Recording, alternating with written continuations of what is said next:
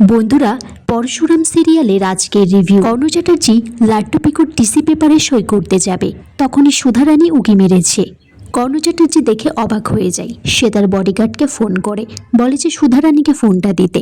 তটিনী ফোনে কথা বলে, কিন্তু সুধারানীর মতো গলার ভয়েস করে।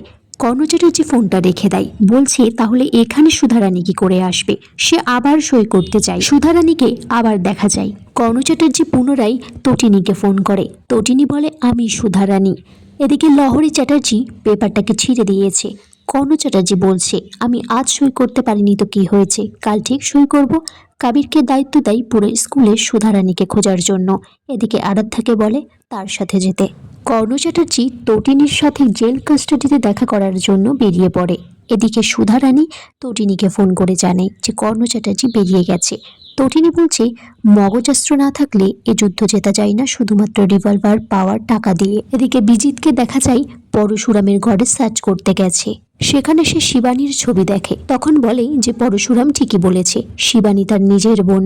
পরশুরাম এদিকে এআই ভয়েস করে শিবানীর গলার আওয়াজ দিয়ে তাকে ভয় দেখানোর চেষ্টা করছে। তার ছবিতে কিছু রক্ত মেখে আছে। পরশুরাম সেখানে এসেছে অন্ধকারে। বিজিতকে বলছে তুমি যে বিজনলাল আমি প্রমাণ করে দেব। বিজিত সেখান থেকে তার চশমাটা থেকে কোনোভাবে পালিয়ে যায়। পরশুরাম তাকে ধরতে পারে না।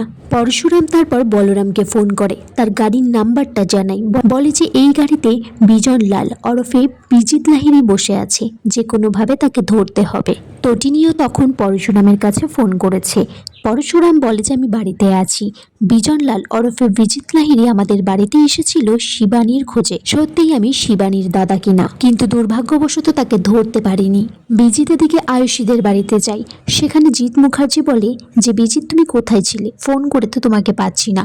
সামনেই যে বিয়ে আছে, বিয়ের অনেক কেনাকাটি করতে হবে। আয়ুষী তারপর বিজিতকে দেখে, তার হেয়ার স্টাইলটা অন্যরকম। তাকে সন্দেহ করে, কিছু প্রশ্নও করে। প্রাচী তখন বলে যে বিজনদা তুমি কি কোনো নাটকের নাম লিখিয়েছো। জিৎ মুখার্জি তখন প্রাচীকে ধমক দিয়ে চুপ করিয়ে দেয়। আয়ুষী বিজিতকে বলে যে তুমি কি অন্য কাউকে ভালোবাসো, আমাকে কোনোভাবে ঠকাচ্ছ না তো। পরশুরাম তারপর বিজিতকে ফোন করে, বলে যে তার গোফ, চশমা আর গাড়িটা পাওয়া গেছে, তাকে যে কোনো সময় সে অ্যারেস্ট করবে। এদিকে জিৎ মুখার্জি ফোনটা ধরেছে। পরশুরাম বলে যে আপনার জামাই বিজিত লাহিড়ী না, বিজনলাল কুসুমপুরের এক সাধারণ ছেলে, যার ইন্টারন্যাশনাল ক্রিমিনাল হয়ে ওঠার একটা গল্প আছে পিছনে।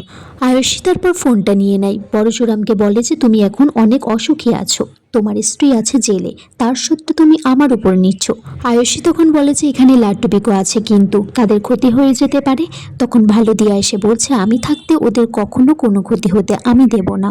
বন্ধুরা, আগামী পর্বে দেখা যায় পরশুরাম বলরামকে ফোন করে বলছে একটা মেয়ে চাই, যাকে শিবানী সাজাবে।